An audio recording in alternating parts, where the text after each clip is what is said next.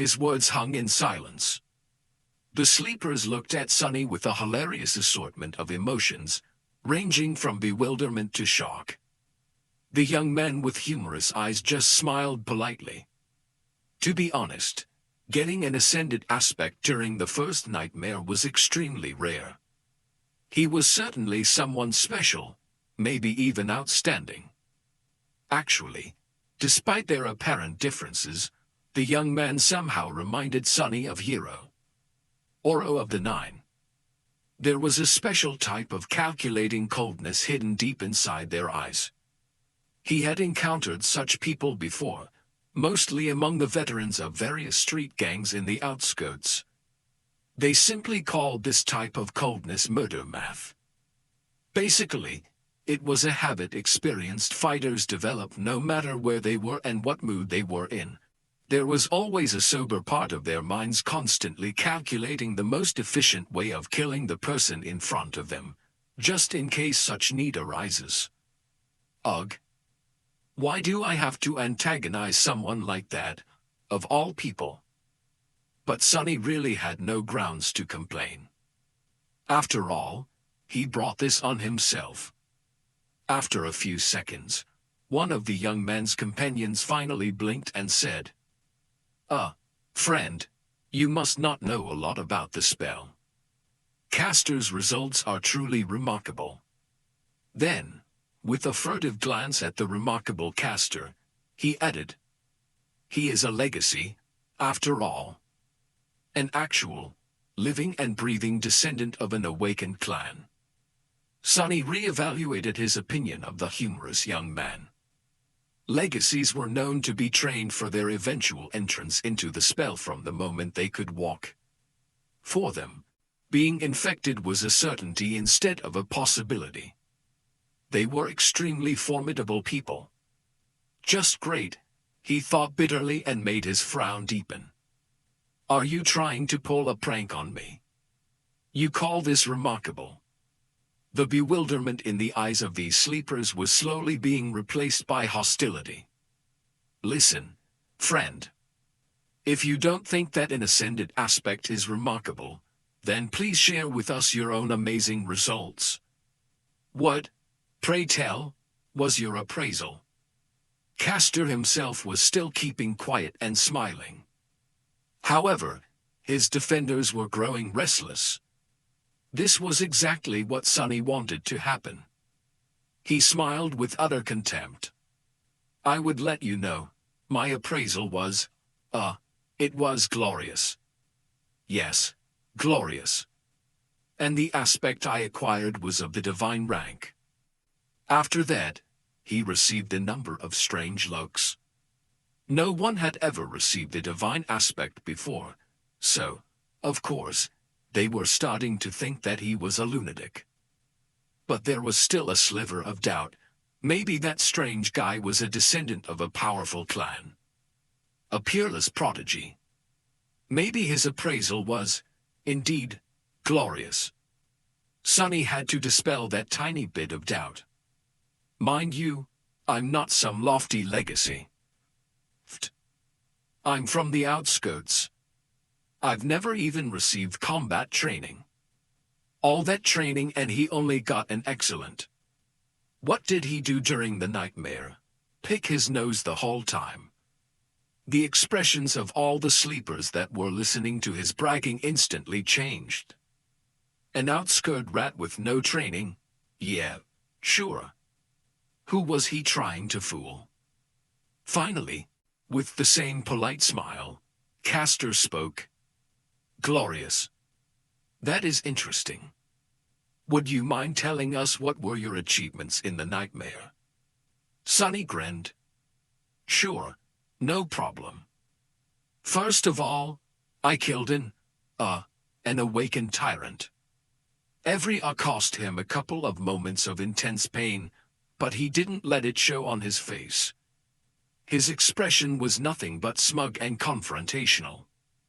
The mere mention of a tyrant, let alone an awakened one, made a couple of sleepers smile with ridicule.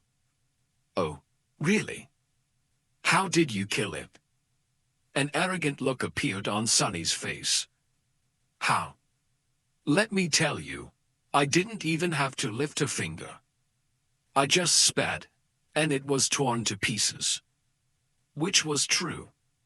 Sonny had spat a mouthful of blood on the altar, and as the result, Mountain King was ruthlessly dismembered by Shadow God. Someone openly laughed. This guy is either insane or purposefully messing with us. Listen here, Shorty. Have some decency, okay? Who would believe such a lie? Sonny was genuinely angry. He wanted to retort, saying that he wasn't short. But he couldn't. Because that would be a lie, damn it. So, instead, he just gritted his teeth and said with a voice full of outrage, I can't answer that, because it's not a lie. Are you really insisting that you had killed an awakened tyrant a tyrant? And with a bit of spit no less. Sonny knitted his brows. That's the truth. More laughter followed. Crazy bastard. He actually believes in his own crap. Insane. He's insane. Unexpectedly, Castor stopped his companions. Guys. After the laughter quieted down, he asked in a friendly manner. What else did you achieve? What? That wasn't enough. Sonny raised his chin. Let me think. Oh. I also killed an awakened swordsman. Really? How did you do that? Acting as though he was a little bit embarrassed, Sonny looked down. Actually, that time I had to lift a finger. I even had to shake it a couple of times. That was enough to kill him, though.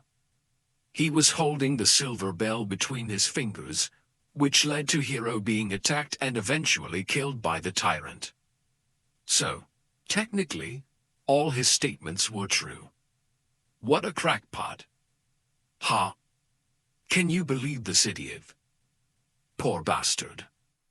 Not only is he weak, he's also lost it. Castor gave his companions a long look and then turned to Sonny. Anything else? Sonny blinked. Time for the finishing touch. Something else? Well. Oh, right. I communicated with a bunch of gods, even though they were all dead. I made one of them wake up. He gave me a blessing. I was blessed by a god. Do you all understand? The sleepers were silently shaking their heads or looking at him with pity. Castor sighed. I see. Well, in comparison to your achievements, mine do look rather average. Thank you for sharing with us. I hope you'll be as successful once we enter the dream realm. Sonny smiled with a look of smug superiority on his face. You better believe it. With that, he turned around and walked away. Ah, that's a job well done. He was pretty sure that after this performance, no one would ever believe that he actually had some kind of a powerful aspect or did anything worthy of notice during the nightmare. He only told them the truth, and yet managed to make everyone believe in the opposite of the truth. Such an incredible feeling. What did they think of him now? They thought that he was weak, grew up without any education in the outskirts, and had no training. More than that, he was apparently either insane or incredibly stupid. His temper was terrible. Truly pathetic and pitiful fellow. Now, whenever he was asked about his aspect, he could just honestly say that it was of the divine rank, and be laughed at. People would rather believe that the spell had ceased to exist than that he was someone noteworthy. He could even scream about his accomplishments from the roof, and no one would believe him. Subsequently, no one would ever suspect that he had a true name. Just you wait, fools. One day I'll be the one laughing. As Sonny was walking away, he heard one of the sleepers talking to Castor. "Why didn't you put that lunatic in his place? He has belittled you." After a short pause, Castor answered. His voice sounded low and mellow. "Poor kid must have lost his mind in the nightmare. It often happens. He'll most likely die soon, so being kind is the least I can do." The corner of Sonny's mouth twitched. What a nice guy. He knew that Castor's words were based on a false assumption, but, for some reason, still felt a cold chill running up his spine. Satisfied with his performance, Sonny walked back to the deserted corner of the hall. He felt people looking at him with mockery, contempt, and pity. No one seemed to be willing to stay close to him. It was just as well. He didn't want to be bothered anyway. Still, weren't their reactions a bit exaggerated? It's not like he was carrying an infectious disease. Well, except for the spell. But it wasn't really a disease, which everyone here should have known already. Finally, he extricated himself from the crowd and reached the corner. For some reason, sleepers were unwilling to approach it. Currently, there was only one girl sitting quietly on the bench. Sonny gave her a look. The quiet girl was delicate, demure, and very pretty. Her clothes were tidy and neat. They weren't very expensive, but still rather tasteful. With her pale blonde hair, big blue eyes and exquisite face, she looked like a beautiful porcelain doll. She was subtly breathtaking. However, there was something wrong with her. Sonny frowned, trying to understand what exactly about the girl made him uncomfortable. After a while, he realized that her empty, expressionless stare was reminding him of Mountain King. Startled, Sonny understood that the girl was blind. It took him a couple of seconds to compose himself. What a shame. A bit disheartened, he carefully sat on the opposite end of the bench. The girl wouldn't have survived the first nightmare if she had been blind prior to entering the spell, which meant that she lost her sight as the result of the appraisal. It was her flaw. Suddenly, Sonny felt very apprehensive. A cold sensation spread through his chest. And I thought my flaw was bad. No matter what aspect ability the blind girl had received in exchange for her sight, it was effectively a death sentence. A blind person had no chances of surviving in the dream realm, at least not with a dormant core. In some sense, the girl was already dead. She was effectively a walking corpse. Feeling extremely disturbed, Sonny turned away and studied the crowd of sleepers. Now he understood why people were trying to avoid this corner. The girl was surrounded by an invisible, but almost palpable aura of death. Sleepers usually weren't very superstitious, but anyone would feel uncomfortable in her company. Armed with this knowledge, Sonny suddenly saw a pattern in how the young people in the hall were grouped. Instinctively, they all tried to stand close to those of their own circumstance. At the far end of the hall, closest to the stage, were one or two small groups. People in these groups were distinct from the rest of sleepers. They were all confident, calm, and had an air of readiness. These were the legacies. They were trained for the spell since birth and had the highest chances of survival. Castor especially stood out from the rest. Next to them was a larger number of expensively dressed young people. They were lively and excited, and only a little nervous. They were the scions of rich and high-ranking citizens. Their training was pretty good since such families had ample funds to hire private tutors, even awakened ones. Their chances of survival weren't bad. Then there was the largest part of the crowd, which consisted of kids from middle-class families. They might not have had the privilege of training under awakened tutors, but their education wasn't bad. The government spent a lot of effort to put all the necessary knowledge and skills into the school curriculum, preparing potential sleepers in advance. Some of them might have received additional training in private. To survive, these sleepers would need to put in a valiant effort and also have a bit of luck. But it wasn't improbable. Consequently, they were tense and nervous. And lastly, there was Sunny and the blind girl. The corpses. From the point of view of other sleepers in the hall, their chances of survival were close to zero. How charming. This was how the young sleepers had subconsciously divided themselves. The only exception from this rule was the silver-haired girl, who stood alone and apart from everyone, seemingly indifferent to tension and nervousness that permeated the air. She was leaning against a wall with her eyes closed, still listening to music. But regardless of their group and level of training, everyone was already tired of waiting. When will the damn induction ceremony start? Sunny thought, irritated. As though answering his thoughts, a tall man in a dark blue uniform appeared on the stage. Not only was he tall, he was actually almost a giant. Sunny even wondered if the man's mother had sinned with a bear. Of course, it was impossible. Bears had gone extinct long before the spell even appeared. But he once saw pictures in a book, and they looked sort of similar. A bear-like nightmare creature, then. The giant man had wide shoulders, an athletic build and a gorgeous brown beard. His eyes were calm and serious.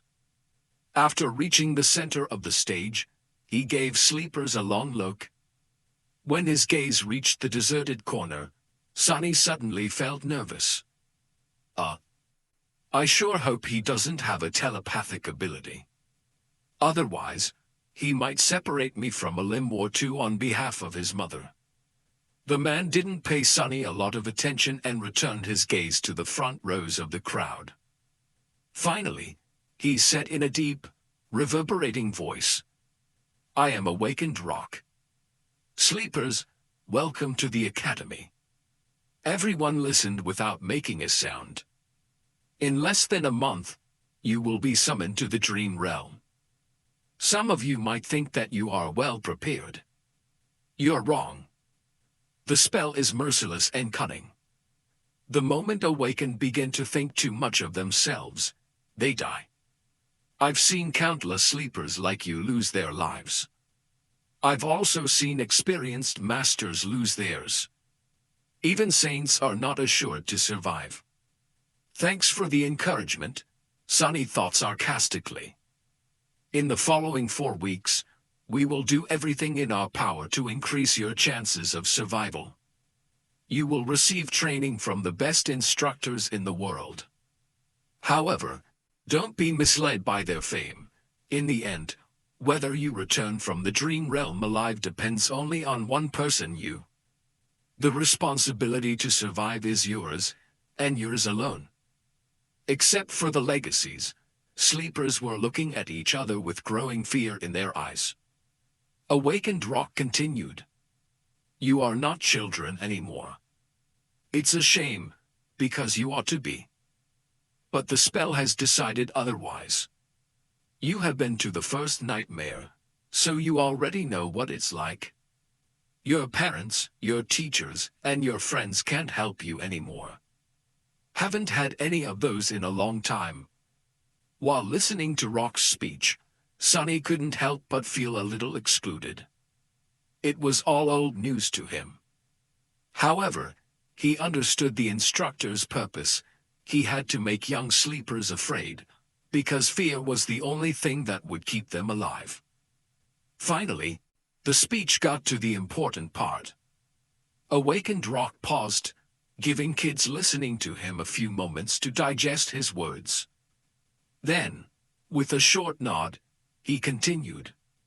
Now we will talk about the difference between nightmares and the dream realm. That was something Sunny was keenly interested in. Of course, he had a general knowledge of how things were set inside the spell.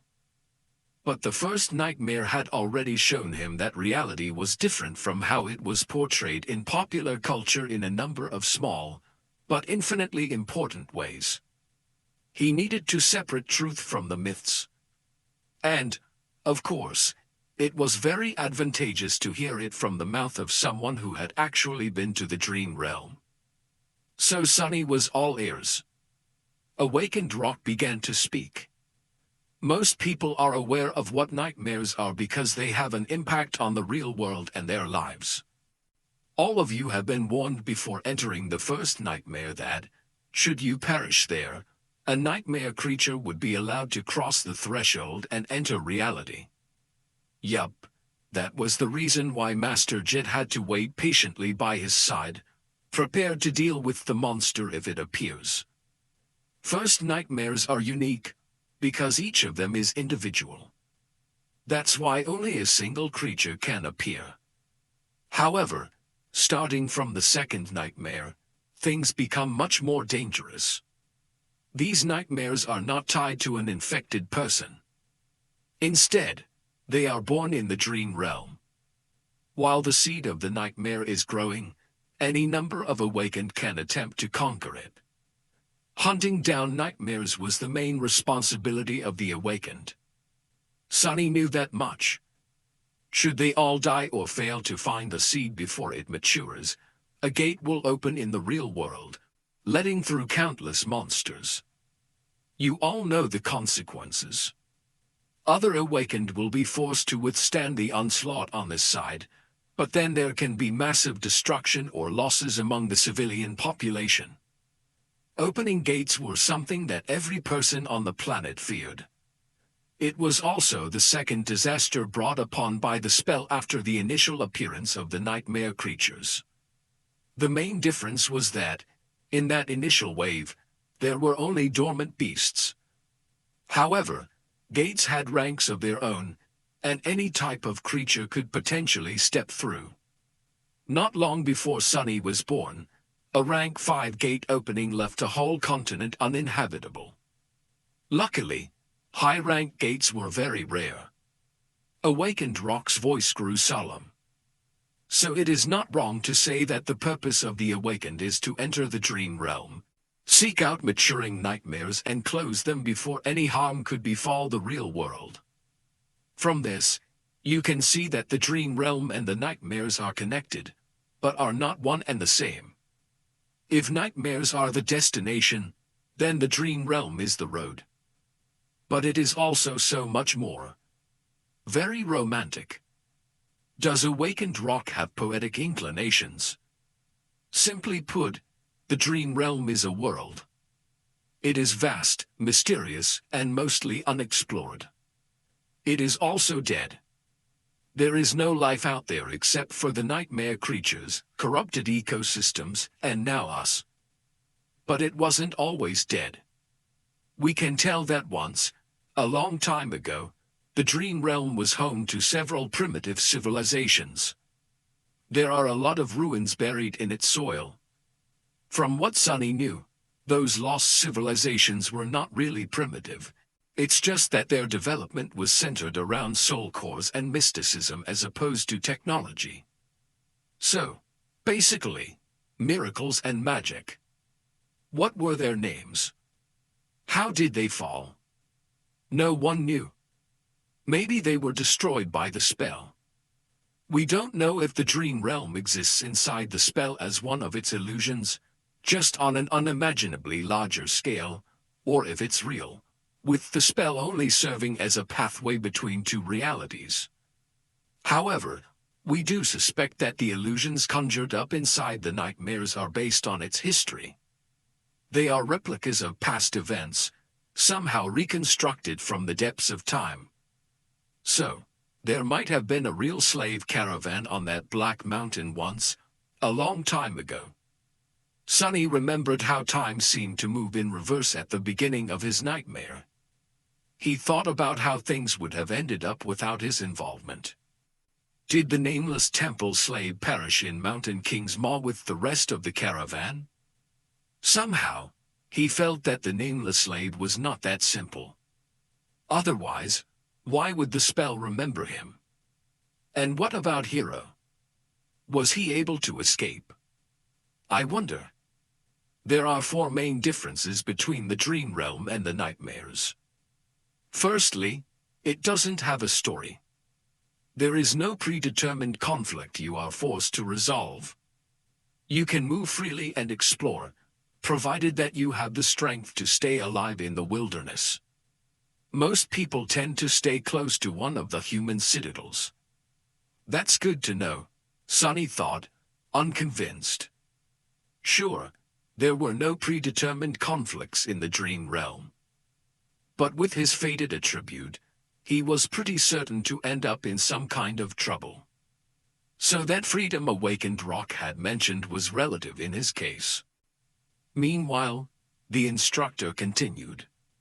Secondly, as I have already mentioned, there are no people in the dream realm except for those who came from the real world. There are only monsters. Some of them can mimic human appearance, though, so be mindful of that. Sonny felt cold sweat running down his back. Nightmare creatures mimicking humans. So creepy. Since when was that a thing? Why hasn't he ever heard about it? He stole a glance at the legacies standing in the first row and noticed that they did not show any sign of surprise. So, they knew. Thirdly, unlike the first nightmare, no nightmare creatures will appear in the real world if you die in the dream realm. It may sound cruel, but that's a good thing. Awakened forces are already spread thin. If we had to monitor every sleeper, we wouldn't have resources to handle more important matters. Considering that each sleeper could spend weeks, sometimes even months in the dream realm, there was ruthless logic in that statement. And lastly, and most importantly, unlike nightmares, which are bound by the rules of fairness, there is no limit to what kind of creature you can meet in the dream realm. During its trials, the spell won't pit a dormant human against an opponent many ranks above them. Oh really? Sonny sneered. However, he was forced to agree with Awakened Rock. Even though both Hero and Mountain King were way out of his league, they were still just 1 rank above him. But in the dream realm, no such restrictions exist. Theoretically, you can stumble upon an unholy titan and die before even realizing what happened. So be careful and stick to the regions with enemies on par with your own rank. It's not an ironclad guarantee, but at least there will be less of a chance of you biting off more than you can chew. Sticking to a region populated by nightmare creatures below his rank was even better. That was exactly what Sonny was planning to do. Awakened Rock paused for a few moments, studying the faces of sleepers in front of him. Then he added, "When the solstice comes, you will be drawn into the dream realm. The exact location of where you will appear can't be predicted in advance, but there is a high chance that many of you will find yourselves in close proximity to each other. Band together and proceed to the nearest human citadel. Each citadel is built around a gateway. Once you reach it, you will be able to return." Gateways were special portals that served as exit points from the dream realm. Once sleepers reached such a portal, they would be able to escape back to reality and become awakened. Their core would evolve, and they would also receive a second aspect ability. After that, they would return to the dream realm each time they fall asleep. If you can't locate or are unable to reach the nearest human citadel, search for an unclaimed gateway. It will usually be inside or near the most prominent landmark of the region. Work together to defeat its guardians and come back alive. He gave them a heavy look. That is all for today. Next, follow the instructions sent to your communicators to find your assigned dormitory. Once settled, you may proceed to the cafeteria for some late supper. There will be a round of interviews after that, to prepare your suggested curriculums. Get a good night's rest. Your training starts tomorrow." With that, he gave them a short nod and left. Sonny sighed. Can't be predicted in advance, huh? With his luck, he would either drop right in the middle of a prosperous human citadel and immediately roll into a gateway, or appear in some region of the dream realm so remote and deadly that no one had ever heard about it or returned from it alive. Let's hope for the former. Since he couldn't do anything about it, Sonny wasn't very worried. There was something much more important on his mind. What, exactly, do they serve here for supper? Everything having to do with sleepers was situated in the same building. Sonny followed the instructions sent to his communicator and quickly found the dormitories, which were situated on one of the lowest levels. To his surprise, he actually got a whole room to himself. It had a bed with a soft mattress, a table, a dresser, and even a separate bathroom. The materials were new and aesthetically pleasing, the air crisp and sterile. It was warm inside, and the outer wall was equipped with a hidden screen that seamlessly imitated a wide window, opening to a picturesque vista of a snowy park.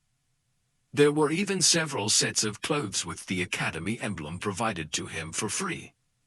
How extravagant, Sonny thought, a little stunned. Rationally, he understood that such an arrangement was not really luxurious. However, to him, who grew up wandering the outskirts, this room was like a palace. He scratched his head. Looks like I've made it. Sonny glanced around, then winked at his shadow and smiled. I guess we're moving up in the world, huh? The shadow didn't respond, apparently not very impressed. Perhaps it didn't care about such things. Right, what would a stupid shadow know? Sonny changed into new clothes and studied himself in the mirror. Then, remembering something, he summoned the runes. He finally had time to study the Puppeteer's Shroud. Memory, Puppeteer's Shroud. Memory rank, Awakened. Memory type, Armor. Memory description, a worm of doubt once found its way into a righteous king's heart. With time, the king was devoured from inside and became its puppet. A lifetime later, the puppeteer worm escaped from the king's dead body, leaving behind a cocoon of black silk. No one knows where it went. However, once people dared to approach the silent castle, they found the silk among the mountains of gnawed bones and fashioned it into an armor. Sonny made a sour face. That is not that terrifying. Yeah. I'm not creeped out at all. Come to think of it, the first creature he killed was called a larva. If he were to assume that Mountain King was a mature puppeteer worm and already a tyrant, then what the hell would it transform into after becoming a moth? No, it's better not to think about it. With a sigh, he summoned the Puppeteer's Shroud.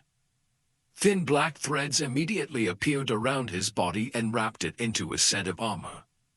It was made of dark gray, soft fabric with several elements, such as bracers and shoulder guards, fashioned out of black, lusterless leather.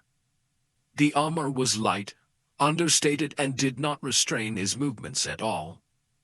It also made no sound when he moved. Perfect equipment for someone who likes to lurk in the shadows. Sonny smiled. He knew that this armor would be tough to pierce for any creature below the awakened rank, which gave him a great advantage in dealing with all dormant monsters. He also felt a sort of strange, faint calmness while wearing it. A worm of doubt, does it have enhanced protection against mental attacks? Somehow, he was sure of it. A great trophy. He wouldn't expect anything less from the memory of a powerful tyrant. The only problem was that the puppeteer's shroud was obviously not meant to be worn on top of a full set of clothes. Quite satisfied, Sonny dismissed it and left his room, heading for the cafeteria. Not bad, not bad, he thought, recalling all the rewards he had received during and after the first nightmare. The supper turned out to be as lavish as the dormitory. Sonny's wish to taste real meat finally came true. Not only was it freely available to sleepers, there wasn't even a limit to the amount each of them could eat.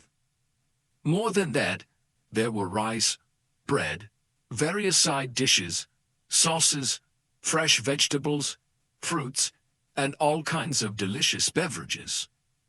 Extravagant, Sonny thought, steering clear of the coffee. After building a small mountain of food on his plate, he found an empty seat and, for a while, forgot about the world's existence.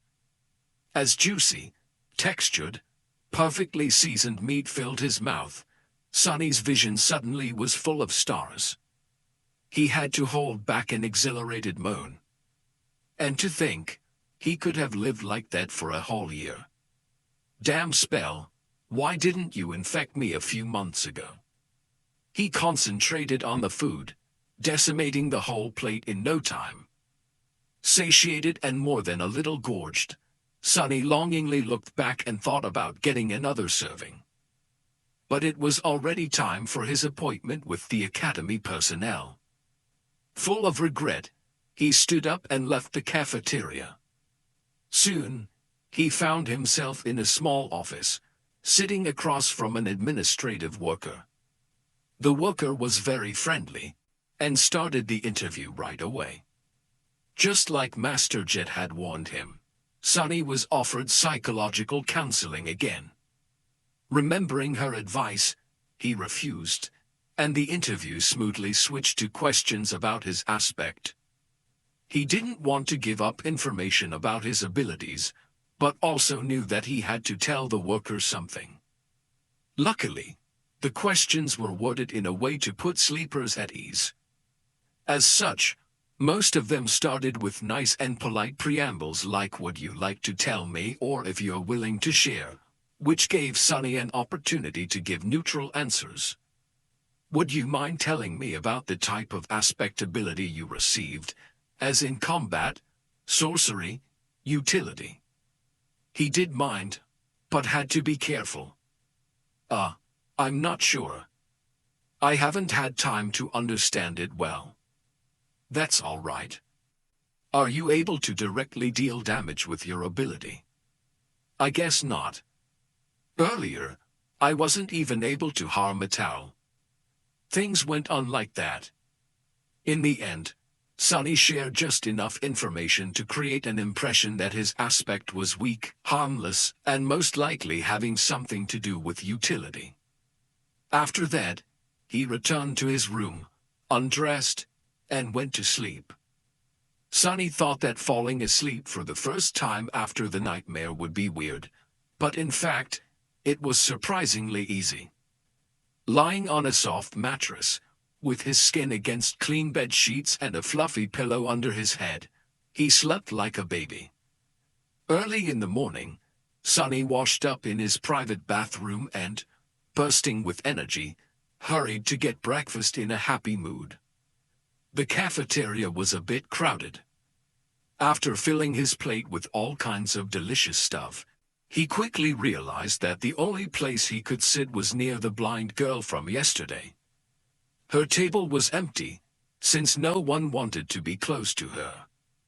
Sonny grimaced. It seemed that the two of them were doomed to be outcasts together for the remaining 4 weeks. He also felt uncomfortable in the company of someone who was practically a dead person, but there wasn't much of a choice.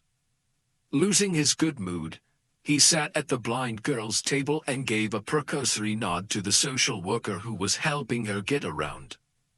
After that, he tried to pretend that they didn't exist and concentrated on his food. However, before he could finish, a sudden commotion drew his attention. "What's going on?" He looked up and noticed that a lot of sleepers were gathered around a large screen hanging on the wall of the cafeteria, their faces filled with excitement and awe. On the screen, a list of names was displayed, ranking the new batch of sleepers from weakest to strongest, most likely deduced from the results of the interviews. Not particularly interested, he quickly found his own name near the bottom of the list. The only sleeper who the Academy judged to be less likely to succeed than him was the blind girl. Turns out, her name was Kasia. But the commotion was a bit too loud to be just the result of the ranking. Curious, he moved his gaze up. The sleepers were restless. How can this be? I'm not seeing things, right? What kind of a monster is she? Castor was placed in second place. And right above him, the portrait of the silver-haired girl could be clearly seen. To the right of it, two simple lines of text were displayed. Name, Nephi's. True name, Changing Star. So, the silver-haired girl, Nephi's, also received a true name in her first nightmare.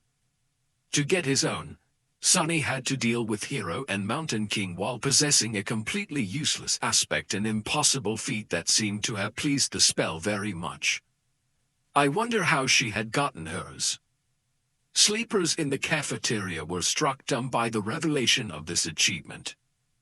They were staring at the screen with astonishment, fear, and admiration.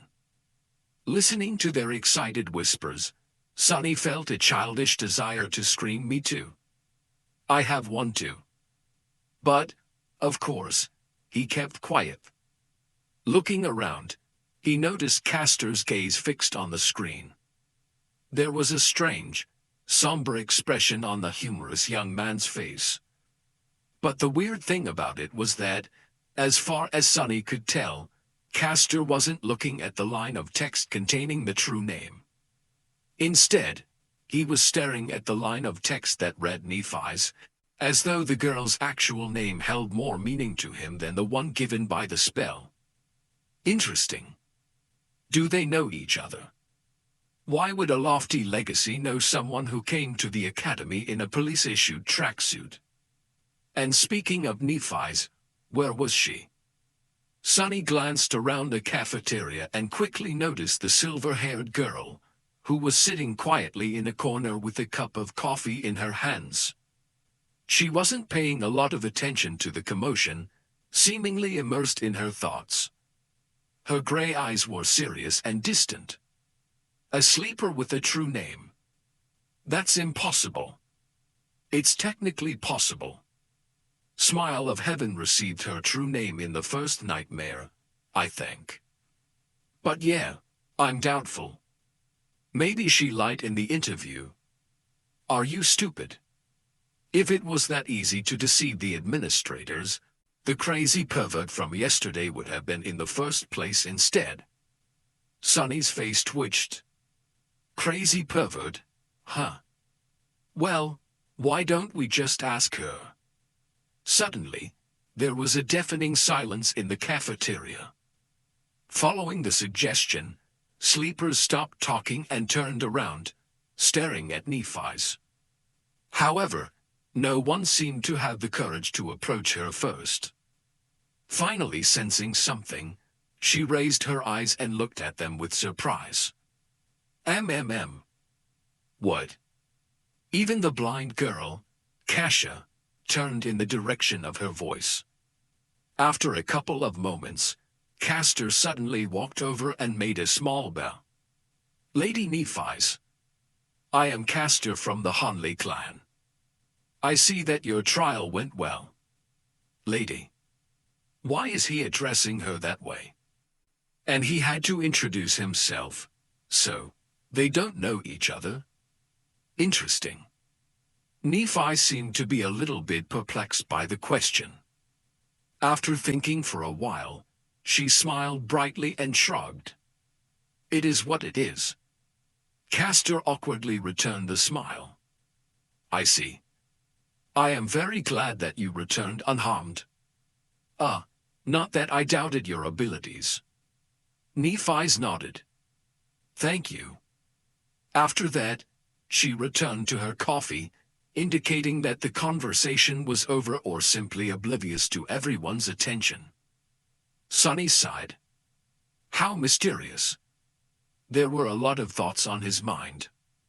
However, none of them could distract him from the most important thing, breakfast.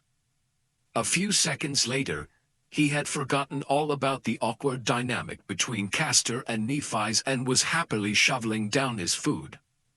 The wilderness survival classroom was spacious, tastefully decorated, and completely empty. Sonny even thought that he was mistaken, but then spotted a gloomy instructor sitting behind a white wooden desk. Noticing him, the instructor perked up. Come in, young man. He was a lively old man with messy gray hair, absent-minded eyes, and a pair of bushy eyebrows that seemed to jump around on their own. I'm awakened, Julius. You can call me Teacher Julius. Sit down, sit down. What's your name? Sonny obediently sat down. It's Sunless. Julius raised his eyebrows. Ah, what an ominous name. But that is good, very good. After all, we have to deal with a lot of ominous things. Sonny carefully looked around. I'm sorry, teacher. Did I come too early? No, you're right on time. Are other students late? The instructor grunted with incredible contempt. No one else is coming. Those brutes are only interested in swinging their fists and swords around. Very few are smart like you and know the true value of knowledge. Oh. So it was that unpopular. Sonny inwardly sighed, hoping that he won't regret the decision to abandon combat training in favor of this course. Say, young man, why did you choose wilderness survival, of all things? There was no point in hiding the true reason. Not that Sonny would have been able to anyway. The awakened that monitored me during the first nightmare, Master Jet, had advised me to study it above all things. A very wise advice. That master truly knows what's important. Wait. Did you say Jet? His eyes widened. Soul Reaper Jet? That murderous savage. Who would have thought that a barbarian like her would know the value of intricate knowledge? Soul Reaper? Sonny's curiosity was piqued. Teacher, do you know Master Jet? Julius carefully looked behind his back before answering. Who doesn't know the Soul Reaper? She might not be the most powerful awakened out there, but she is certainly one of the most feared. That's because her aspect abilities disregard flesh and target soul cores directly. Which means that no amount of armor, damage resistance, and physical protection can stop them. He leaned forward. The only good thing is that she's young and not likely to become a saint anytime soon, or even ever. Yes, luckily, there's a very low probability that she'll ever advance. Sonny blinked. Why? Julius looked at him as though trying to comprehend how someone could be so ignorant. Because of her problematic personality, of course. Who would want to help a psychopathic killer become a saint? You need a team of outstanding companions and a lot of support to attempt conquering the third nightmare. Soul Reaper Jet isn't. Wait. Suddenly, Julius frowned and leaned back. Why am I gossiping with you? You're too young to know such things. More than that, it's not in my character to badmouth others behind their backs. I would beg to differ, Sonny thought sarcastically, but didn't say anything out loud. He already got a lot of juicy information out of Teacher Julius. Maybe choosing wilderness survival was the right choice after all. Let's get back to your curriculum. What other courses are you taking? Sonny sighed. None. For the next 4 weeks, I'll be fully concentrated on wilderness survival. Julius stared at him for a whole minute, an expression of utter astonishment written clearly on his face. Then, slowly, an excited gleam appeared in his eyes. Finally, he grinned. "Wonderful. This is wonderful. You're such an astute young man. Don't you worry. In 4 whole weeks, I will make you immortal." Sonny's lessons with teacher Julius started pleasantly and without much tension, but just an hour later, he felt like his head was ready to explode. There was so much new information, and all of it was so strange and counterintuitive for someone who had never left the walled-off, sheltered confines of the city. From time to time, Julius gaped at Sonny's lack of knowledge and relevant experience. However, he had a good attitude and an endless enthusiasm for teaching. Whenever Sonny stumbled, he would patiently slow down and allow his student to catch up. The curriculum that Julius planned out was practically insane. There was an endless amount of theoretical knowledge to learn, practical lessons both in virtual reality and the real world, numerous subjects, and weird things to study. There were even several lessons dedicated exclusively to learning the basics of several dead languages of the dream realm. Why would I need to learn new languages? Sonny thought with self-pity. The spell automatically translates everything. But Julius was uncompromising. The spell is not a translator. Do you think it has the time to express the intricacies of human speech? Let's say you're seeking shelter in a ruin and find an inscription that reads certain death ahead. There are 30 words for death in the rune language. Just by knowing the runes, you'll be able to deduce what kind of danger there is. On the first day, they studied until the sun was about to set. Only then did Julius decide to let Sonny go. Mentally exhausted and lamenting the fact that he had to miss lunch and dinner, Sonny decided to gently remind his teacher about the importance of food for maintaining high levels of concentration tomorrow. After returning to his room, he fell on a chair and stared blankly into the distance for a while. Then, as though remembering something, Sonny turned to his shadow. Right. He had a lot to accomplish before supper. He observed the shadow for a few seconds and then grinned. Let's see what you can really do. Sonny was pretty sure that his shadow was capable of much more than just being a silent follower. After all, the spell had described it as being an invaluable helper. It was now up to him to find out how exactly shadow control could be of help. As in many other matters having to do with aspects, there was a certain level of instinctual understanding buried deep inside his subconscious. This understanding was either given to him by the spell or was something innate to every awakened. Sonny just had to sense the subconscious knowledge and learn how to put it into practice. Once again, he concentrated on sensing his body and spirit, then commanded the shadow to perform a series of simple motions.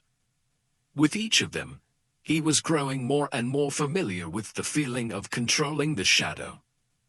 Pretty soon, it was as natural to him as breathing and walking. The shadow felt like a part of his body.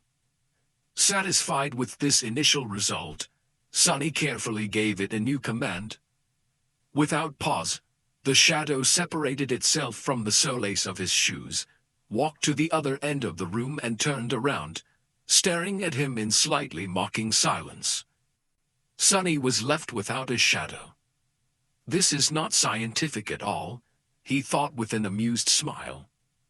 Science never really applied to anything having to do with the spell, after all. As the shadow walked away, he felt a very weird split happening in his mind. It was like his perception had separated into 2 distinct sources. One was his body, the other his shadow. With a bit of trying, he managed to focus on the second source. Instantly, his vision blurred. Whoa. Sonny blurted, surprised.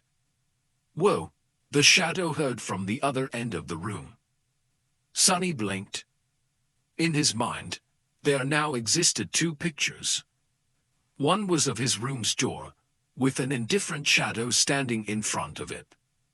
The other was of a pale young man sitting on a chair, wide-eyed and bewildered. "That's me." He raised an arm and waved it in the air. Simultaneously, the pale young man raised and waved his. "I can perceive the world through my shadow." He sat for a while, thinking. An ability like that opened up a lot of possibilities. With his Child of Shadows attribute allowing him to see and move stealthily in the darkness and shadow control allowing him to send out a sneaky shadow as a scout, he was pretty much a perfect spy. A spy was someone who gathered information without exposing themselves to a lot of risk. A role like that suited Sonny's taste very much. Of course, spies were also able to strike from the shadows with deadly precision. Armed with information, they were masterful ambushers. With the prior knowledge of the opponent's weaknesses, their attacks were surgical and lethal. But any direct confrontation would mean putting himself in danger, so Sonny wasn't very keen on becoming an assassin. After all, his aspects still lacked the means of directly enhancing his combat performance. "Shall we test it?"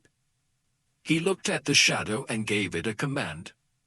With an exaggerated sigh, the shadow bent down and nimbly slid under the door. Instantly, he could see both the room and the hallway outside. Sonny closed his eyes to focus on the picture projected from the shadow. Moving stealthily from one shadow to another, it glided down the hallway. With a bit of timing and consideration, his scout was practically invisible. Sonny passed by a couple of sleepers and listened in on their conversation. Not finding it very interesting, he continued forward. Finally, the shadow stopped at a corner. To its left were the elevators, to its right the way to the girls' dormitory. All sorts of provocative images immediately entered Sonny's head. "Oh my," he thought, blushing. Yes, with this ability, it was also very easy to fall into utter depravity. But no. He couldn't do it. Not because of some high moral principles. It's just that, with his reputation of a pervert, the chances of being asked if he had done something unbecoming were pretty high. So he needed the ability to honestly answer no. "So, I probably shouldn't. Right? Right? Of course you're right. Don't even think about it." Back in his room, Sonny sighed with a lot of regret. Then he directed his scout to hide in the shadow of a passing sleeper and followed him to the elevators. Some time later, Sonny's shadow was hiding in a corner of a large dojo. He was observing his fellow sleepers who, under the guidance of Instructor Rock, were going through the motions of the introductory combat class. Today was mainly dedicated to testing their general competency and abilities. After that, the sleepers were going to be separated into groups based on their level, such as novice, advanced or expert, as well as their weapon of choice. Some would be assigned a personal tutor or paired together. Currently, sleepers were taking turns delivering their strongest punches to a wide plate attached to a special measuring machine. After each strike, the machine would display a number corresponding to the sleeper's physical strength. In theory, a machine like that was not hard to build.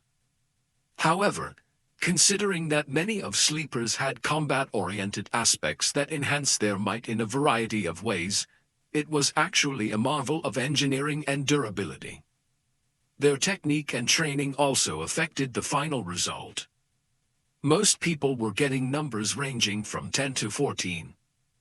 It was considered a good result, something that only the most athletic people could reach.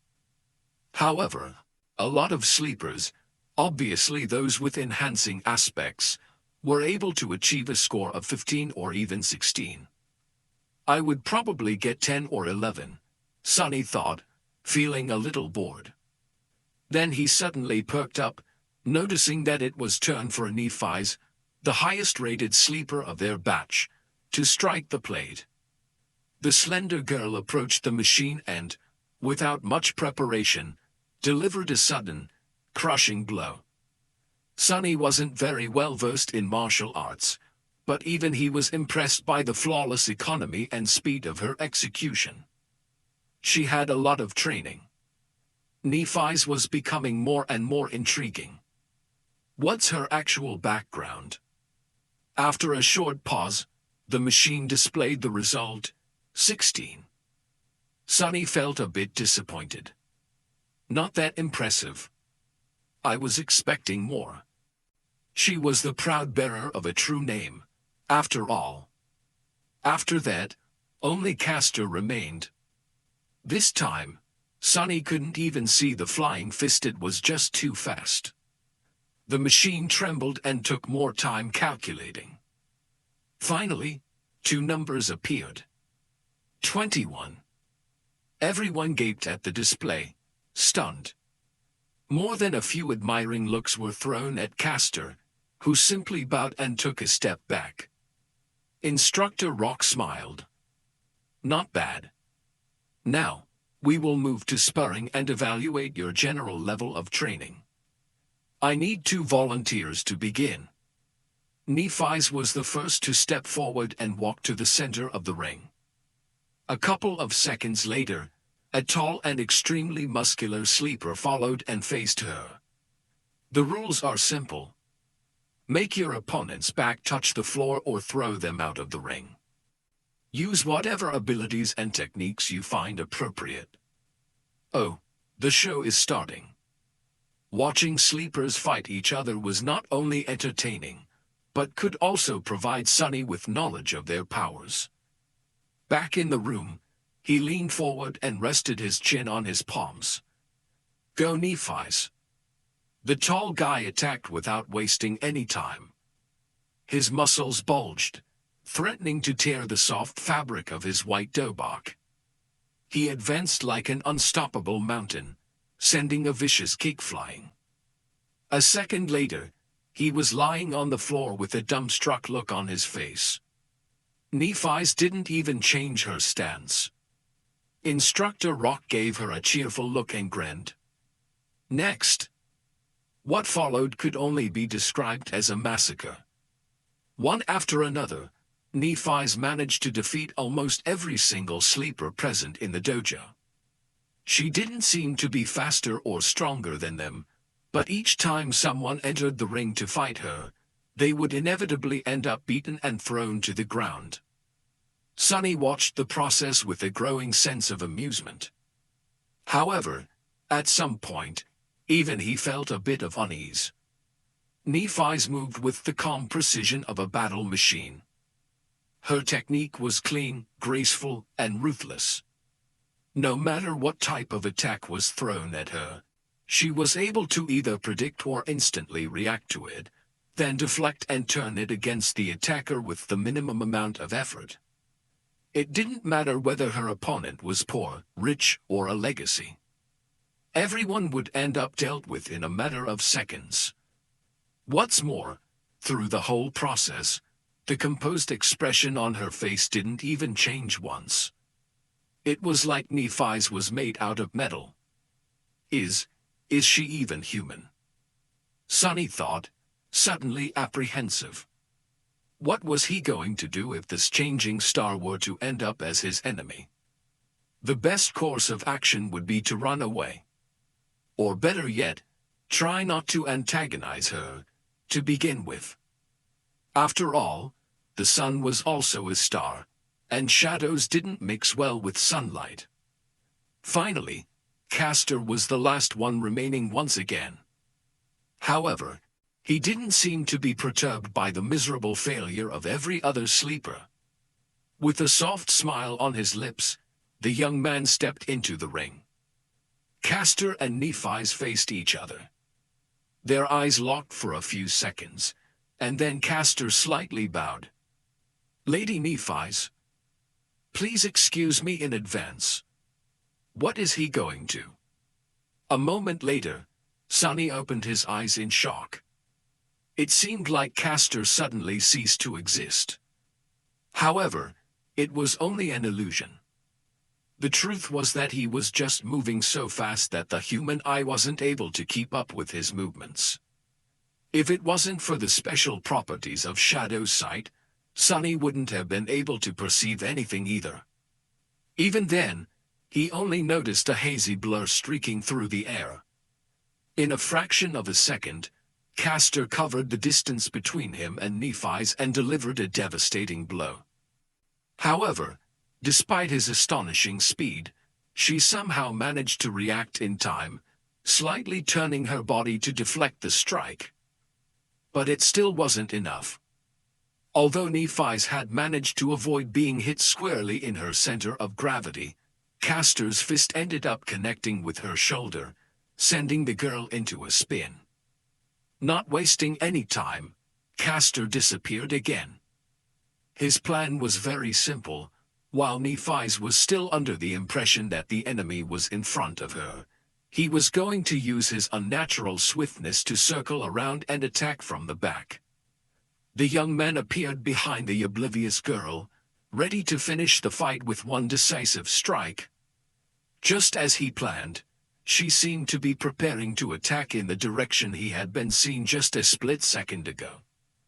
Gratified, Castor shifted his weight, putting it all into his fist. However, at the last moment, Nephi suddenly changed her stance and threw her elbow back with frightening force. Castor's eye widened. It was all a feint. And now that he had committed to a strike, there was no simple way to stop. No matter how fast he was still subject to the laws of inertia. The elbow was approaching his face with a profound feeling of inevitability. And yet, Castor still managed to avoid it, even if it was just by a hair's breadth. His speed advantage was just too big. He then proceeded to trip and push Nephis, sending her flying to the ground. However, just before she was about to hit the mats, the young man carefully grabbed the collar of her dobok and gently pulled, slowing down the fall and allowing Nephis to land on the floor without any impact. Lying on her back, the girl blinked a couple of times and looked up at him. The whole altercation lasted no more than 2 seconds. Back in his room, Sonny opened his eyes in shock. So that's an ascended aspect? That's cheating. A sleeper had no business being that fast. The powers bestowed upon them by the spell were supposed to be in their infancy. But Castor was a legacy, after all. Who knew how many soul shards were fed to him prior to enrolling into the academy? Back in the dojo, Instructor Rock grunted and gave Castor a nod. Nephi slowly rose to her feet. The rest of the sleepers were gawking at the young man with reverence, whispering among each other in hushed tones. It seemed that his performance left them with a deep impression. However, Castor himself wasn't very elated. He glanced at Nephis with an unreadable expression. That was because, unlike the rest of them, he came to a certain realization. The truth of the matter was known only to him, Nephis, Instructor Rock, and Sonny, who was very observant and quickly picked up on such things. The thing that sleepers failed to notice was that Nephis did not use her aspect ability when facing Castor. In fact, she had not used it at any point during today's testing. No one even knew what her ability was. And yet, despite his powerful aspect, Castor barely managed to clutch a victory against her. What a monster, Sonny thought, full of unease. The shadow hiding in the corner of the dojo seemed to agree with him wholeheartedly. After that, the introductory combat class was over. Sore from the beating they received, Sleepers headed for the showers. Sonny waited for a bit and then directed his shadow to sneak into the boys' locker room. He wasn't very interested in watching a bunch of teenagers changing clothes, but there was a slight possibility that Castor would either comment on his duel with Nephi's or answer some questions about his incredible aspect ability. Just as he had expected, the young man was surrounded by a group of newly converted fans. They were congratulating him on his victory, full of adoration and excitement. However, Castor himself seemed to be in a bad mood. His expression was somber, and there was a grim heaviness in his eyes. In fact, his face grew darker with each praise he received. Castor, that was incredible. Your aspect is overpowered, am I right? That Nephi's girl stood no chance at all. True name? Who needs that? She's just a wannabe. Finally, Castor raised his head and pierced the last boy who had spoken with a cold look. That boy, just like him, was one of the few legacies in their batch of sleepers. He frowned, surprised by Castor's reaction. What is it? Castor gritted his teeth. I might have expected such behavior from them, but you should know better. The other legacy raised an eyebrow. Why? Is there something special about that peasant girl? Castor's eyes widened. Peasant girl. Do you really not know who she is? No. Sonny thought impatiently. So just get to it and say it out loud. Luckily, the arrogant sleeper had the same sentiment. Castor opened his mouth several times, as though not sure what to say. Finally, he shook his head and answered. She is Nephi's of the Immortal Flame clan. As soon as he said that, the arrogant legacy became deathly pale. Not paying him any attention, Castor continued. I trust that I don't need to tell you about her grandfather. Her parents were Smile of Heaven and Broken Sword. In his room, Sonny almost fell from the chair. Even he knew who Immortal Flame and Broken Sword were. The former was the first human to conquer the second nightmare and become a master. The latter the first one to conquer the third nightmare and become a saint. They, as well as their companions, were among the most famous heroes of the human race, someone who had managed to change history with their own two hands. If what Castor said was true, then Nephi's wasn't just an aristocrat, she was royalty. No wonder he addressed her as lady. Why didn't he just call her princess instead? But that didn't make any sense. Echoing his thoughts, the pale-faced sleeper asked in trembling voice. Then why is she so? Castor sighed. Because they're all dead. The Immortal Flame clan is long gone. For a few moments, the locker room was completely silent. Castor looked down. She's the only one left. Late at night, when everyone was already asleep, Sonny furtively entered the dojo. Looking around, he made sure that no one was there and then curiously approached the ring where Nephi's and others had been tested earlier. He stopped at the center of the ring and stood there for a while, remembering how she had dealt with dozens of sleepers of their batch before being defeated by Castor. Monsters, both of them are monsters, he mumbled, bitter and disheartened. Shaking his head, Sonny left the ring and then he looked at his shadow. Do you agree? The shadow hesitated for a few seconds, then stuck out its chest and crossed its arms, trying to appear cocky, disdainful, and unperturbed. However, its act wasn't very convincing. Yeah, you're right. Exactly. What's the big deal anyway?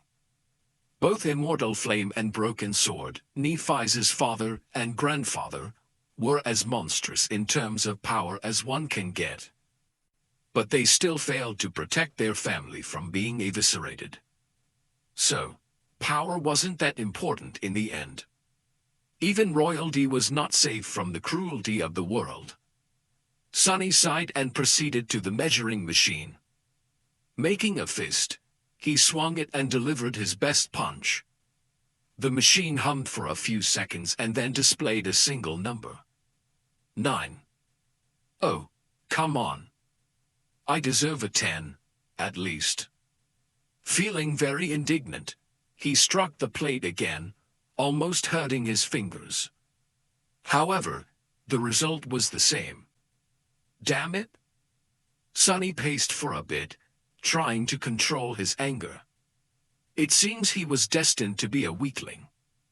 After all, the force of the strike depended on mass and acceleration. Acceleration could be improved with technique and exercise, but mass was something he had little control of. He was already done growing, and his height was not going to drastically increase in the future. No matter how hard Sonny trained, he was always going to be a lightweight. How is this fair? Suddenly filled with resentment, he punched the plate again, putting all of his frustration into this one strike. At that moment, a strange instinct suddenly awakened in Sonny's mind. Following the command of this instinct, his shadow flowed up and wrapped itself around his hand, sticking to it like a black glove. In the next moment, the punch connected. The machine trembled from the force of the strike. Sonny yelped in pain and took a step back, cradling his bruised fist. After a while, the result was displayed. However, it wasn't a 9 anymore. It wasn't even a 10. It was 18. He looked at the displayed number for a long time, expressionless. Then, a wide grin slowly appeared on Sonny's face. I see. So that why? Of course. He clenched his fist again, looking down at the black, shadowy glove. Ah, what an invaluable helper indeed. Now we're talking. Days flew by. Sonny only had 4 weeks to prepare himself for the journey into the dream realm, so there wasn't even a minute to spare. He was relentless, pushing his body and mind to the limits in an attempt to absorb as much knowledge and skills as possible in that short amount of time. In the day, he studied with teacher Julius, slowly learning how to survive and take care of himself in the absence of civilization. Their lessons ranged from comparatively simple, like various ways to produce fire, to much more obscure and esoteric, like celestial navigation. What was so hard about celestial navigation?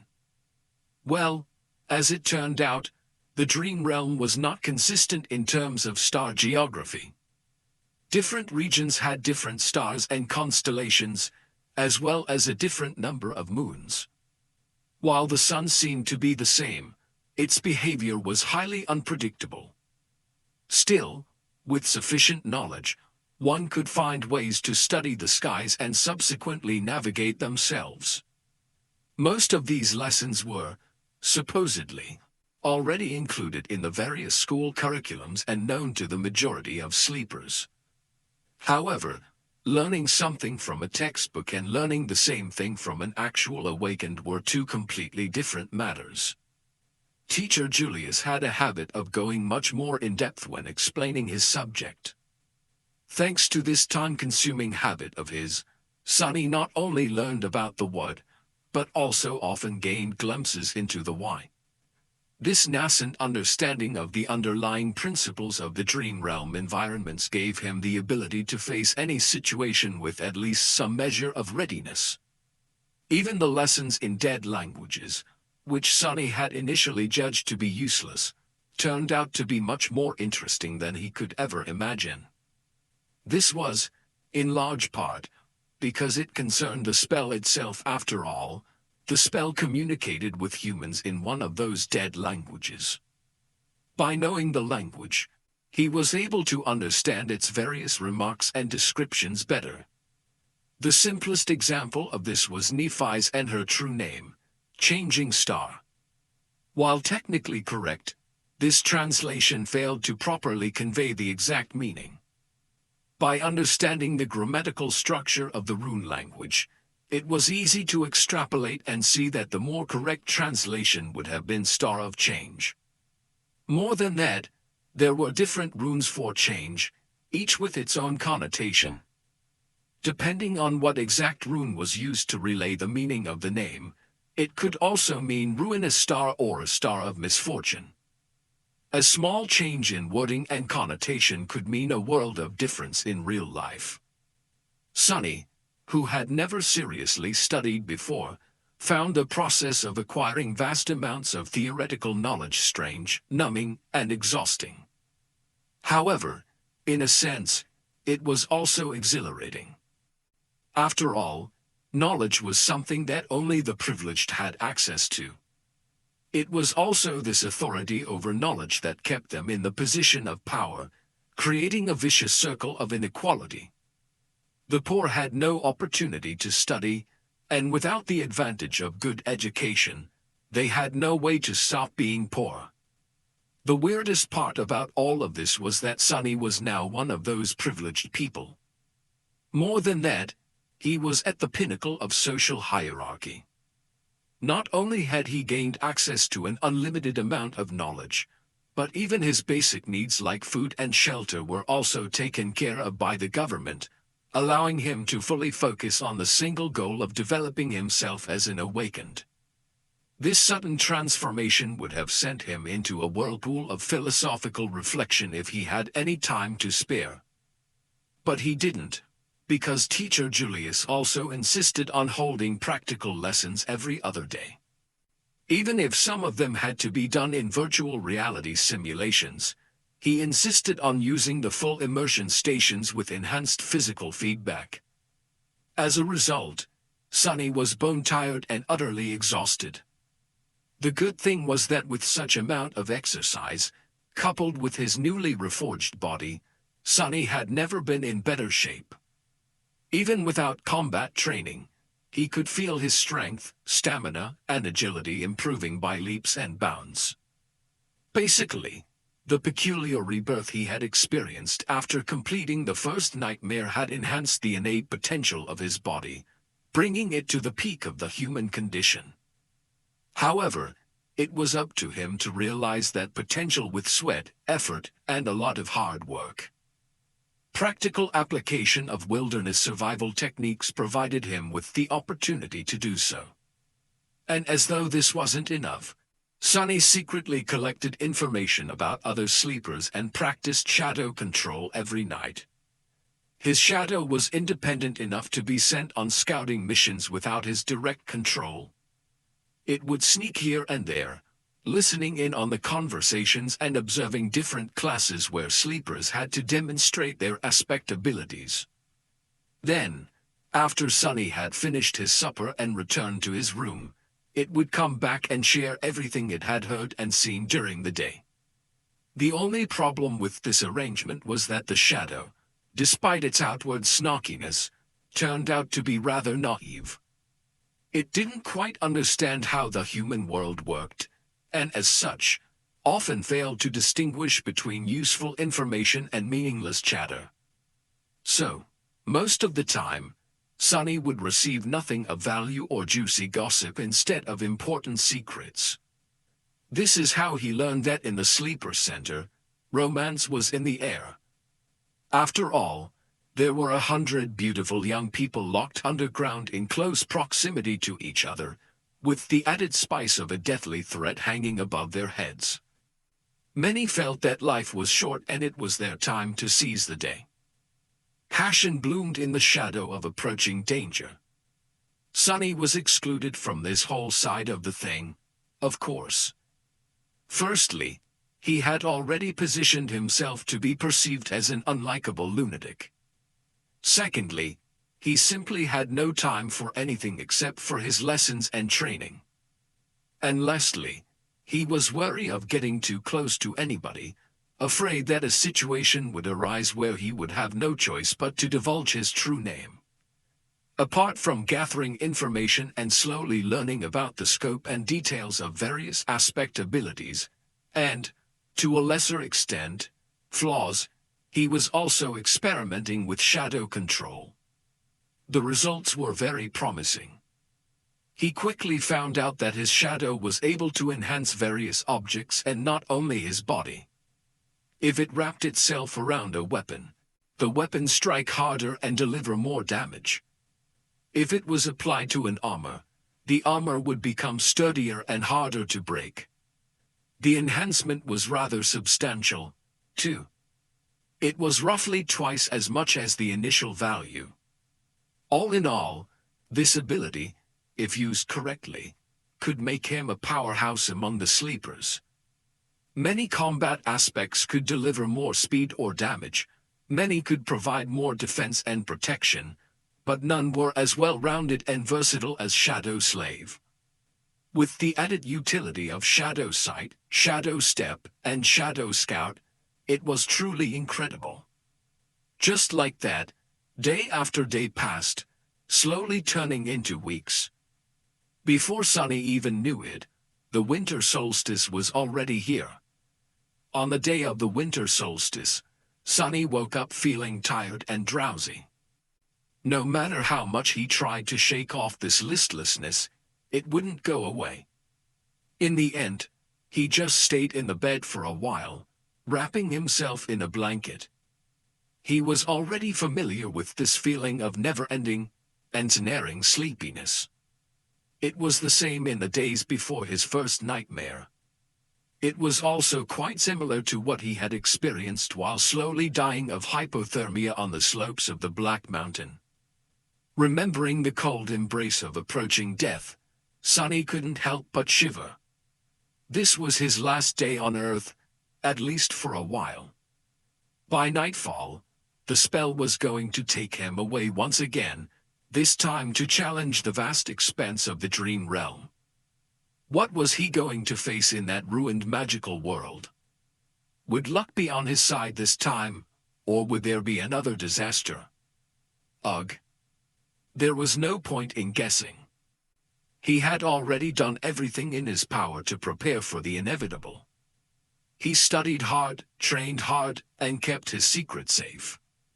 His aspect was better than most, and his will to survive was long tempered by the harsh reality of the outskirts and the even harsher ordeal of the first nightmare.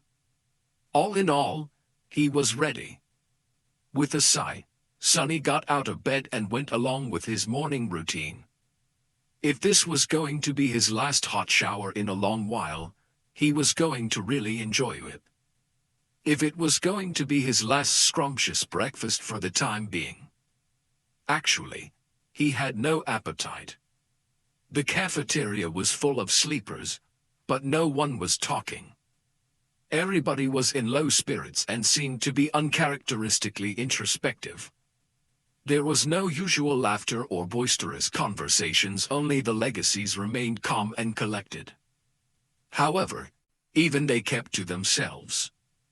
Sunny thought about the last time he was preparing to enter the spell and, with a bit of trepidation, approached the coffee machine.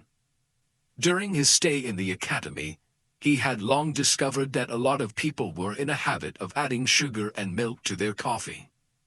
So, on this auspicious day, he decided to give it another try. After all, it was nice to have a tradition. A few minutes later, he had taken his usual seat near Kasia, the blind girl. Despite their compulsory closeness, they had not talked to each other even once, just like two strangers forced to share the same space by circumstances beyond their control. Sunny did not see a reason for anything to change today. However, as soon as he took the first sip of coffee, Kasia suddenly turned her head and stared at him with her beautiful, blind blue eyes.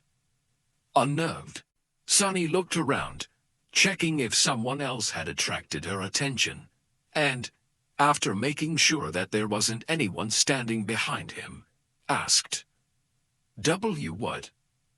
Kasia was silent, as though hesitating if she should reply, and then suddenly said, Happy birthday.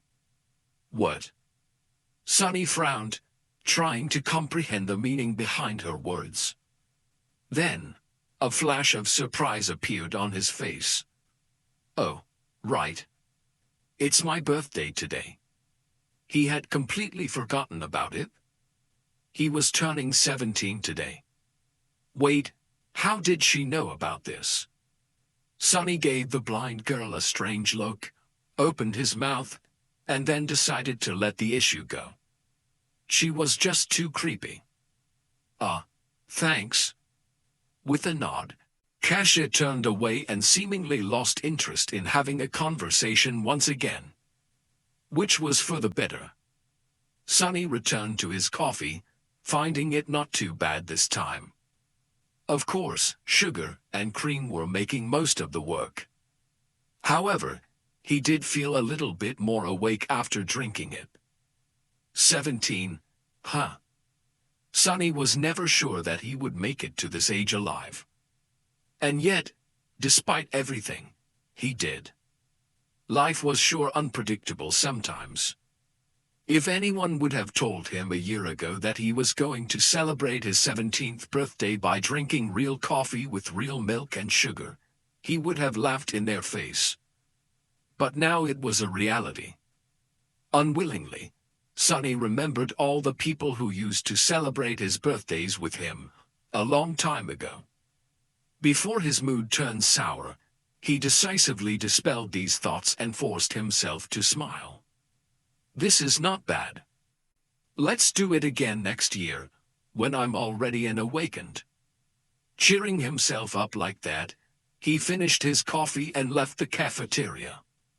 There were no classes today, but he still visited the wilderness survival classroom and said his goodbyes to teacher Julius. The old man got pretty emotional when sending him off. He gave Sunny one last tip a dozen or so times in a row and even promised to apply for a research assistant position to be opened after the young man had become a full awakened. Sunny left thanking him for his time and patience. After that, there wasn't much to do. When the sun was close to setting, Instructor Rock gathered them in the foyer of the Sleeper Center and led them outside. In the snowy parks that surrounded the white building, other awakened were leading their own batches of sleepers to the same destination. It was the Academy's medical center. The center looked more like a shrine than a hospital. Its interior contained both highly advanced technology as well as some of the best healers among the awakened. For the duration of their first journey into the dream realm, the bodies of sleepers would be kept safe in specially designed pods and sustained by the magical powers of those healers if anything unfortunate were to happen on the other side of the spell. Of course, whether or not they would wake up in the end wholly depended on the sleepers themselves. To Sunny's surprise, after entering the medical center, Instructor Rock did not take them directly to the wing containing sleeper pods. Instead, he led them to a comparatively deserted floor and then opened the doors to a spacious gallery that was brightly illuminated by the beautiful crimson rays of the setting sun. There, they saw rows and rows of wheelchairs. In each wheelchair, there was a person with a blank, strangely peaceful expression on their face. All these people were completely silent, motionless, and still. They did not show any reaction to the appearance of guests. They all seemed to be empty. In the eerie silence, Sunny felt his hair standing up and a creeping terror sipping deep into his heart. Instructor Rock looked at the empty people with solemn eyes. There is a reason I brought you all here. Look well and remember. Some of you may know who these people are.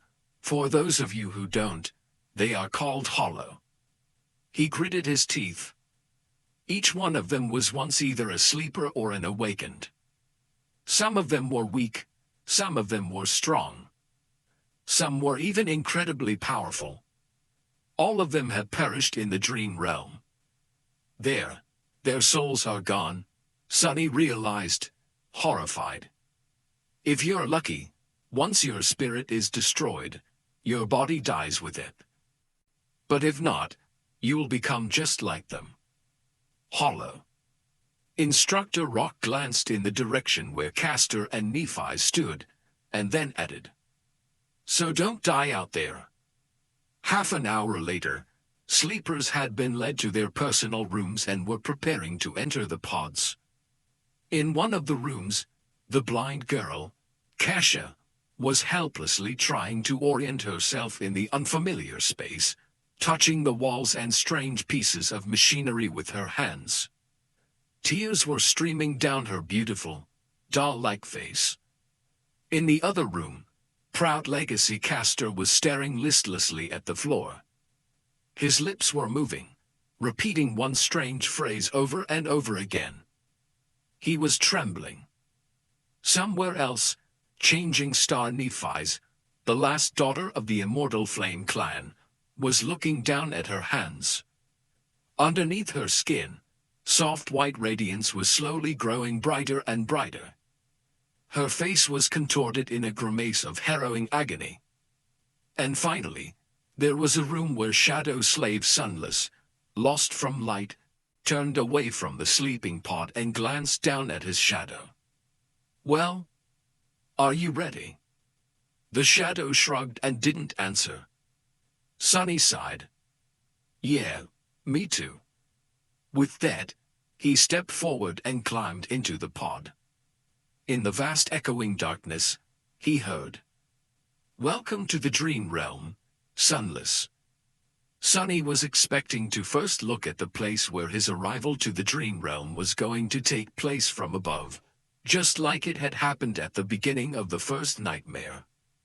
Back then, time had magically moved in reverse, giving him an opportunity to see hints of what he was going to face. Instead, immediately after hearing the greetings of the spell, Sunny found himself blind and drowning. As he instinctively tried to open his mouth to scream, salty water rushed inside, making him choke and twitch. More than that, he couldn't see anything. No, it's not that he couldn't see, it's just there was no source of light around. Usually, darkness wasn't a problem for Sunny, but, for some reason, his sight wasn't working anymore. Maybe the seawater he was submerged in was blocking it. If it wasn't for the special space perception that the affinity to shadows gave him, he would have been completely disoriented.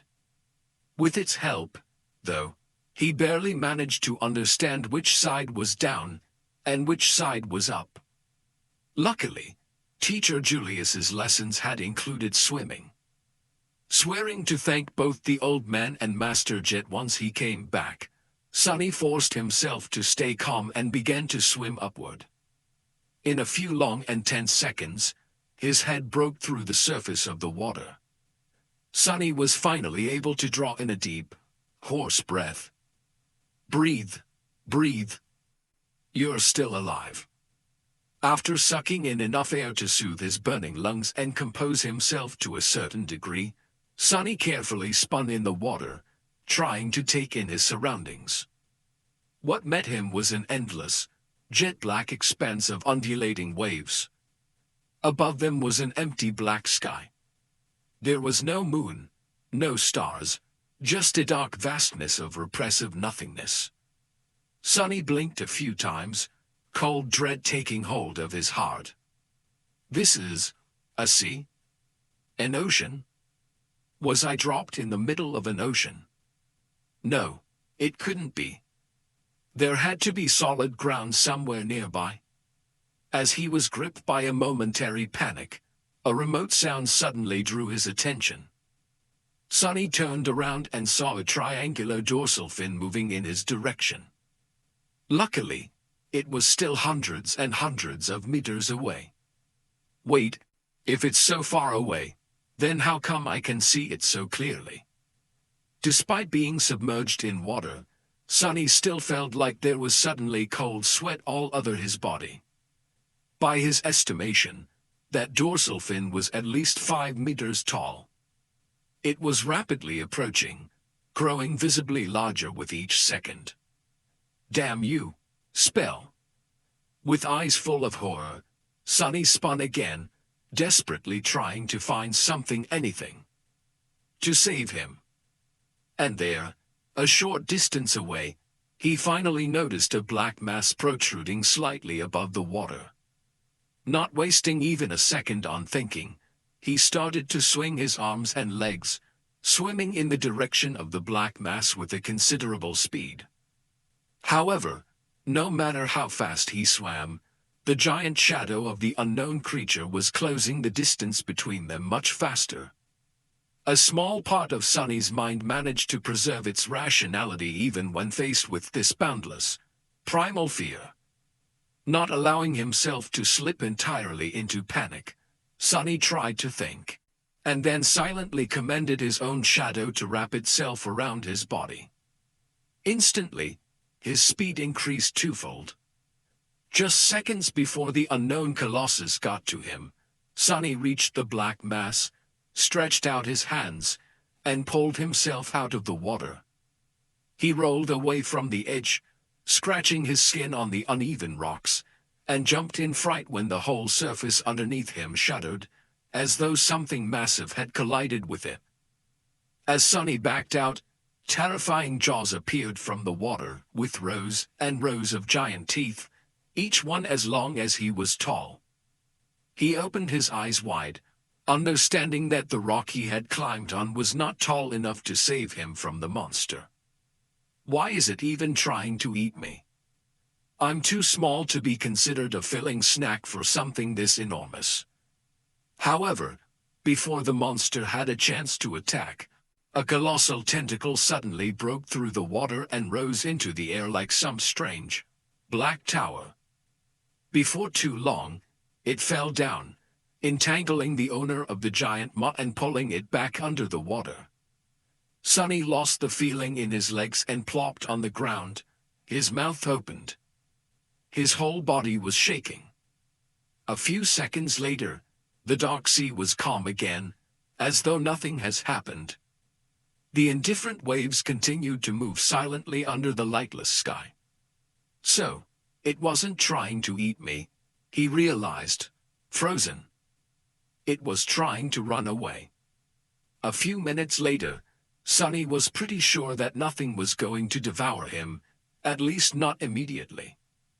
With that certainty, he was finally in a state of mind to stop trembling and explore his surroundings a little. The black mass he climbed onto turned out to be a single stone platform of around 12 meters in diameter. Its surface was mostly flat, covered with grooves, and somewhat dry. Due to the regular shape of its edges, it seemed more like something man-made than a natural formation. But then again, here in the dream realm, it was hard to be sure that something man-made was actually made by humans, as opposed to. Better not to think about it. The platform wasn't connected to anything, existing as a tiny island in the sea of darkness. There wasn't anything else above the water for as far as Sonny was able to see. After discovering that fact, he also realized something else. It was that he was wet, cold, and completely naked. In his defense, the clothing situation was the last thing one would think about when trying to save themselves from abyssal monsters. Also, it's not like someone was here to witness his stark paleness and private bits. Still, it was sort of cold. Sonny summoned the puppeteer's shroud and watched as dark gray garments covered his body. It even came with a pair of high, soft-soled leather boots. Clad in gray fabric and lusterless leather, he suddenly felt much safer. Not to mention, warm. After that, Sonny sat down in the middle of the platform, as far away from water as he could, and tried to remember the unique characteristic of every explored region of the dream realm he could think of. Unfortunately, none of them matched this starless, dark void. Of course not, he thought with a bit of resentment. Even if some unlucky humans had ever come here, I doubt that they were able to return to the real world alive. Not with those things hiding underwater. Not yet desperate enough to leave the platform and try to swim away in search of land, Sonny decided to wait and see. Maybe something was going to change as time went by. With a soft sigh, he habitually looked for his shadow. However, due to the total darkness that surrounded him, it couldn't really be seen. He just barely felt its presence. This must be a paradise for you, right? All this gloom and not a star in sight. The shadow, of course, did not answer. Anyway, good job earlier. With a nod, Sonny lay down, using his hands as a pillow. Not thinking about much, he stared into the black sky and waited. The sound of the undulating waves was, actually, quite relaxing. After a while, he closed his eyes and listened. Minutes merged together, growing into hours. Suddenly, Sonny caught a slight change in the sound of the sea. It was as though something was shifting. He opened his eyes and noticed that one corner of the sky was slowly turning gray. Soon, a glimpse of a pale sun could be seen rising above the horizon. A new day had come to the starless void. And with it, the dark sea suddenly surged.